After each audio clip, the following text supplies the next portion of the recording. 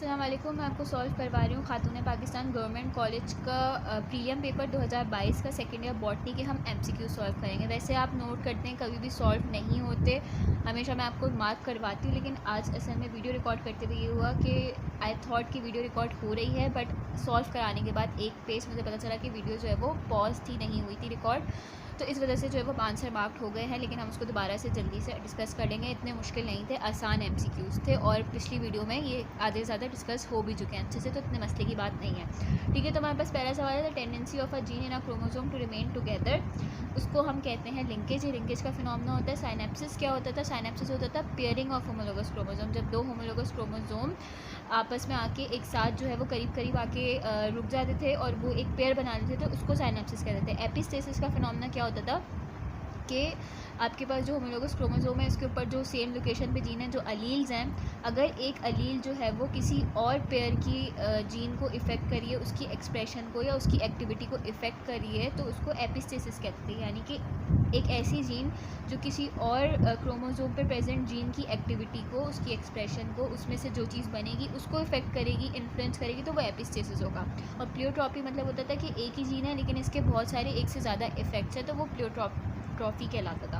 ठीक है, उसके बाद था the pairing of homologous chromosome during meiosis is called. ऊपर सवाल डिस्कस हो चुका है कि ये होती है साइनेप्सिस।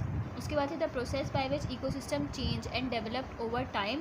तो ये होती है सक्सेशन, उसकी डेफिनेशन है। ठीक है, यहाँ पे भी मैंने जो है पेज नंबर मेंशन किए हुए हैं, बुक में खोल के आप रेफरेंस देख सकते हैं। अगर आपको यहाँ पे निश या निक वाली टर्म से कन्फ्यूजन हो रही है कहीं ये तो नहीं है इसका आंसर, तो मैं आपको उसका मतलब बता दूँ, समझा दूँ कि ये बेसिकली क्या होता है कि एक ऑर्गेनिज़म जो कि रह रहा है, एक स्पीशी जो कि एक पॉपुलेशन बना के और फिर एक कम्युनिटी बना के एक इन्वायरमेंट में एग्जिस्ट कर रहा है, तो वहाँ पे उसका जो रोल है वो क्या काम कर रहा है, किस उसकी क्या एक्टिविटीज़ हैं, उसको किन चीज़ों की ज़रूरत है, ये सारे जो उसका रोल है ना इन अ कम्युनिटी, उसको निक कहते हैं। एक इकोलॉजिकल सिस्टम के अंदर जो उसका रोल होता है उसको निश या निक कहते हैं, ये कहलाता है।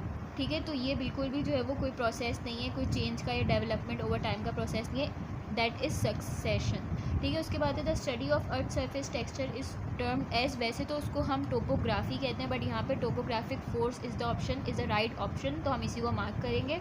उसके बाद है type of program cell death, ये होती है एपोप्टोसिस। ठीक है, रिसेंट वीडियो में आपको इसके बारे में बता चुकी हूँ कि इस तरह की सेल डेथ यानी सेल अपने आप को इस तरह से डिस्ट्रक्ट करेगा कि वो ऑर्डरली होगा, बेतुका नहीं होगा, एक पर्टिकुलर तरीके से सेल अपने आप को डिस्ट्रॉय करेगा, ख़त्म करेगा और उसके बाद फिर रुक जाएगा।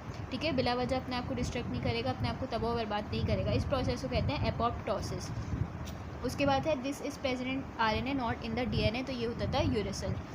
फिर है plants having both staminate and carpellate flowers are called, तो ये पिछली रिसेंट वीडियो में डिस्कस हो चुका है कि मोनोइशियस होते हैं। मोनो मीन्स वन, यानी कि एक इस तरह का प्लांट जिसके अंदर एक ही हाउस है। ठीक है, एक ही घर के अंदर मेल भी है, फीमेल भी है, मेल ऑर्गन भी है, फीमेल ऑर्गन भी है, तो वो मोनोइशियस होगा। डाईइशियस नहीं होगा। डाई मतलब कि डाई का वैसे मतलब होता है कि दो, लेकिन इधर आपने कंफ्यूज नहीं करना। ये जो होते हैं डाई यहाँ पे होते हैं यूनिसेक्सुअल्स के लिए, यानी कि उनके अंदर या तो सिर्फ स्टेमनेट होगा या फिर सिर्फ कार्पलेट होगा।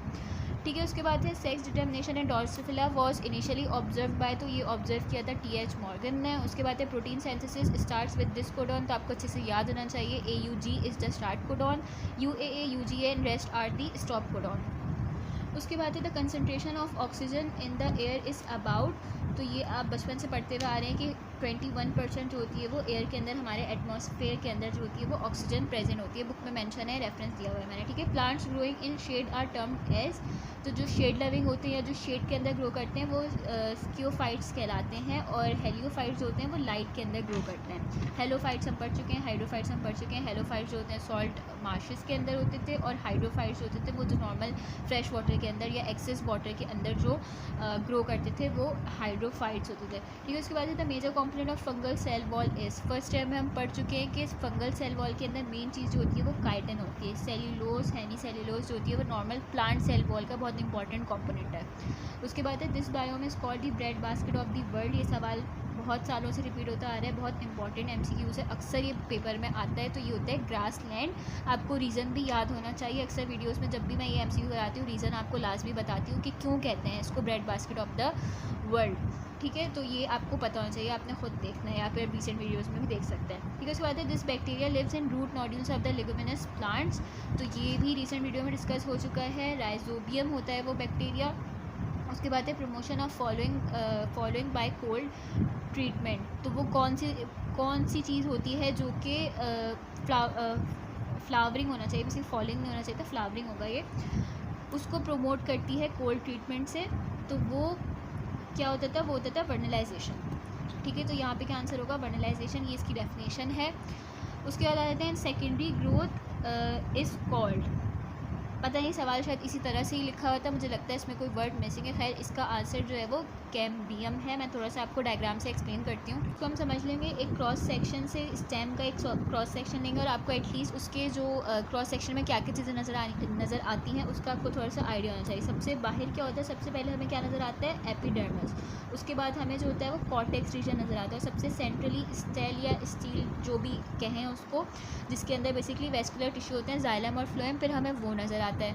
तो हमारे पास क्या होता है, जब सेकेंडरी ग्रोथ होती है तो वो दो जगह होती है। एक वो होती है बिटवीन ये जो सबसे बाहर वाला एपिडर्मिस और कॉर्टेक्स, एक तो इनके दरमियान होती है, इसको क्या कहते हैं, कॉक कैम्बियम। और एक होती है आपकी इन वेस्कुलर टिश्यूज़ के दरमियान, जो कि ये रही, उसको हम क्या कहते हैं, वेस्कुलर कैम्बियम। तो ये दो कैम्बियम्स होती हैं जो कि सेकेंडरी ग्रोथ करवाती हैं, सेकेंडरी टिश्यू के तौर पे काम कर रही होती हैं।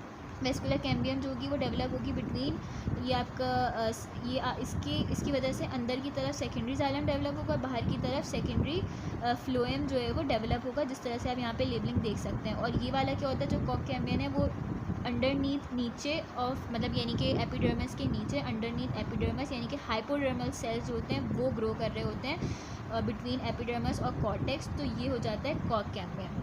ठीक है, तो इस तरह से यहाँ पे क्या आंसर बन रहा था, वैसे इतना ज़्यादा नहीं पूछा हुआ था, लेकिन हमने यहाँ पे क्या बता दिया, सेकेंडरी ग्रोथ के अंदर क्या होता है। सेकेंडरी ग्रोथ के अंदर बेसिकली कैम्बियम्स होते हैं जो कि बन रहे होते हैं, जाइलम फ्लोएम नहीं होता, पिथ नहीं होता। ठीक है, यहाँ पे आके हो जाती है वाली वीडियो कंप्लीट। यहाँ पे किसी को कोई कन्फ्यूजन हो, कुछ समझ नहीं आ रहा हो तो कमेंट करके पूछ सकते हैं। Thank you.